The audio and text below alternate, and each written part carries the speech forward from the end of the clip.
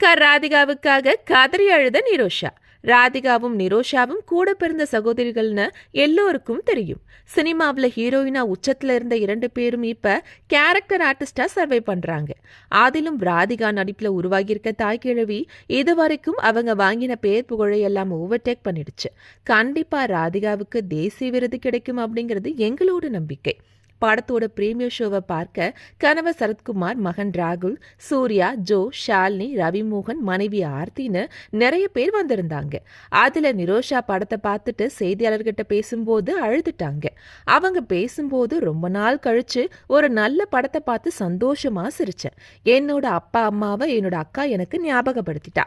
Excellent movie, 100% பெரிய hit, all the best for the whole team அப்படின்னு மனசார வாழ்த்து தெரிவிச்சாங்க. அக்கா ராதிகாவுக்காக நிரோஷாவும் தங்கை நிரோஷாவுக்காக ராதிகாவும் எப்போதும் சப்போர்ட்டா இருக்கிறதும் ஒருத்தரை ஒருத்தர் விட்டு கொடுக்காம வாழ்றதும் மெய்சிலிருக்க வைக்குது.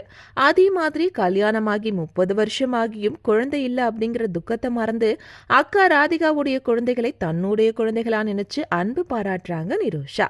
அக்கா தங்கச்சினா இவங்கள மாதிரி இருக்கணும்னு கமெண்ட் பண்றாங்க ரசிகர்கள்.